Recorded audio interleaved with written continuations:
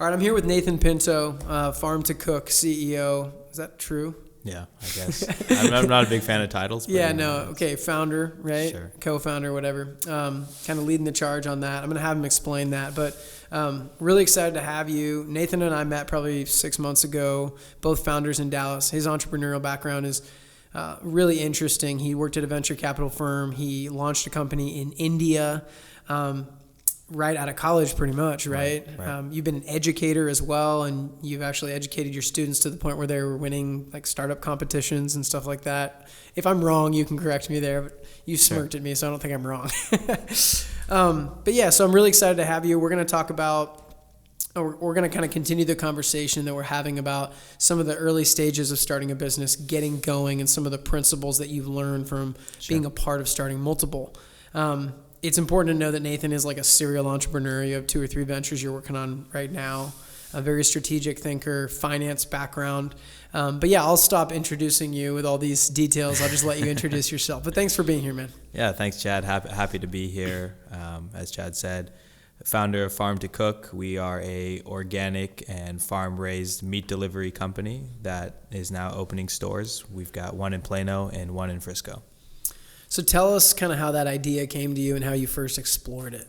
Sure. So I think given my background and dealing with startups a majority of the time since I graduated college, my friend came to me and he said, I think I've identified an opportunity. And, as you'll see you go through this course, it's really important to, one, look at the opportunity, but you don't know the value of it until you actually get started and start trying it.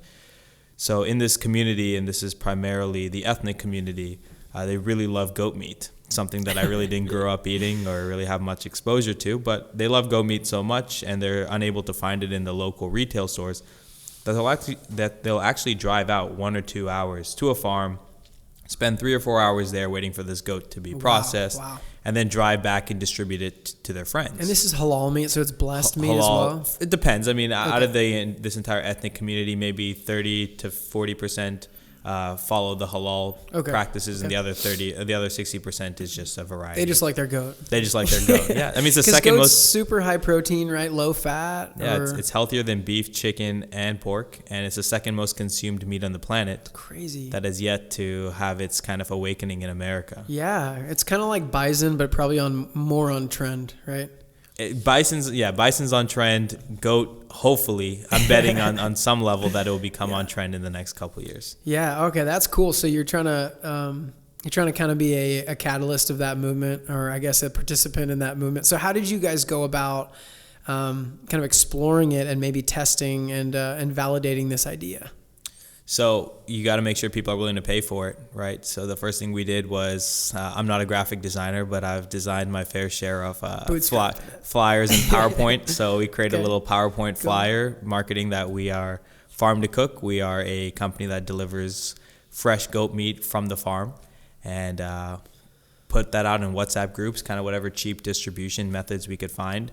Wound up getting about 40 orders within about a week. So you got to do what's next. We hopped in the car, myself and my co-founder, drove out to a farm, spent about 8 hours there in the middle of end of October last year, and spent time there, got the goat ready, got them to cut it into pieces, put it in a little Ziploc. Okay, but hold on a sec. Okay. You're abbreviating. Okay. Right. Tell me, what was the strategy there? You needed to find a farm with a goat that was available for slaughter? Correct. Yes. So we had to first identify farms. And this was really just going into talking to people who had done this practice or had been using this procedure and find out what are these farms. Talked to a few different farmers, found the one that was best proximity, kind of made the most logical sense to go to. And went out to that farm. It was about an 8-hour endeavor, going to the farm, standing at the farm, watching it from the time it was a cute little goat to the time it was packaged in Ziploc bags. Oh my gosh, man. Crazy, surreal. Don't get emotionally attached. You don't name them. That's the rule. It's like a puppy. Naming the goats. Yeah. Wow. Well, I mean, if anyone could ever make the argument that you don't take risks and kind of push the limits, then, you can just tell them that story, right? Sure. And that's kind of a common thing with entrepreneurs. They're willing to take those risks and kind of be weird to validate an idea and to pursue an idea. So that's super cool. So you identified that there was a market, right? You found a source, right? Essentially a distribution source. What was the next move? You guys went retail, right? Tell me the thinking behind some of that. Sure. So in today's modern world where a lot of ideas are driven by the Ubers and Airbnbs of the world, it's very easy to romanticize the concept of not actually having to own any assets or inventory. But the most important thing is customer service and making sure your customers are happy, especially in a business that from a bird's eye view is relatively commoditized, like the meat, like the halal meat. Yeah. So we realize that customers need meat at different times. They want it in different ways. We need to ensure certain levels of freshness. We need to ensure certain levels of meeting the regulations and compliance of the government. And for that reason, we had to find a retail location to partner with us so that we had more control over that, control of the supply chain prior to distribution. Interesting. Home delivery. Interesting. So what are some of the greatest learnings you had, specifically in the context of like as you got going? And I'm sure you're still iterating, you're still learning, right? Tell me some of the biggest learnings, maybe some things you wish you could go back and redo from at the early stage. Sorry to put you on the spot. We did not prepare for that question. No problem. See, I don't really look at things in terms of going back and would redo it. Hindsight is always 20/20, but if you are really embodying the entrepreneur mindset, then you're able to see whatever hurdles you want to experience, the challenges, because it propels you forward. Obviously, going back in time, we could have doubled down on our home delivery method and found a goat supplier that had the right licenses to just do direct home delivery. Yeah. But in the process of doing so, we would have lost all the opportunities that came along in the way. Interesting. So you see one shiny object that you wish you could go back and grab, but you're also saying, well, we'd be foregoing a lot of things we've learned and even other opportunities if we went back and did that. Yeah. Home delivery was a pain in the ass, excuse my French. Cool. It's difficult. At this point, we do about 200 to 300 home deliveries a week, and that requires managing delivery staff. It's a lot of work, right? It's a lot of work. There's a lot of logistics that come into play. A lot of angry customers because they think when we say 8 to 11, everyone thinks they're special and thinks mine's going to arrive at 8 o'clock, not 11 o'clock, 11:05. And people got soccer practices to take their kids to. People have different places to go, places to be, and we don't want to be a hindrance to their day. Yeah, and you don't want to leave goat on the doorstep, or do you have to sometimes? No, we don't want to leave goat on the doorstep. Yeah. In our new mobile app, we kind of have a feature where they can kind of redirect. If they're going to step outside their house, they can press to reschedule their delivery. Oh, interesting. That's cool. Yeah. That's a good feature. So what are some of your goals for, let's say, 2019? So the goal for 2019 is to really live up to the standards we hold for ourselves, which is to have the freshest, highest quality meat in the entire Dallas-Fort Worth Metroplex, to really make sure that we are delivering, we're able to meet our customers' needs, we're able to reinvent the way the customer experiences the halal meat market, and also ensure that we are raising animals in a sustainable fashion. Yeah, very important because consumers care about that stuff. Right. Yeah, absolutely. Well, that's super cool. So technology-enabled meat delivery, have a farm outside of Dallas. Right. That's a really cool, unique concept. Yeah, and even on the branding side, we've kind of brainstormed this because we have athletes in the ecosystem.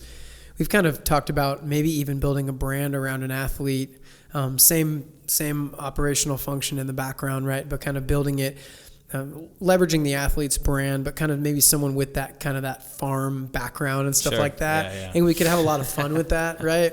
I think that's a really cool opportunity if any of the athletes in the ecosystem, want to explore this kind of thing. I just wanted to kind of plant that seed with you guys. So I want to wrap this up, but I want to ask a few more questions, maybe a couple more questions, I should say, about the early learnings in the journey. It's cool that you subscribe to that mentality of like, as you fail, you learn. You're actually looking for the obstacles, you said, because that's how you get propelled forward. So that's a powerful statement. Are there any obstacles you faced, even in your life, not just with Farm to Cook, right? Okay. Good job. Even obstacles in your life where you can kind of, you can kind of extract, or I guess add some color to that, or add some beef to that statement. Maybe with your last venture, the Indian toilet company, that was such an interesting thing to hear about, that journey that you went through for that.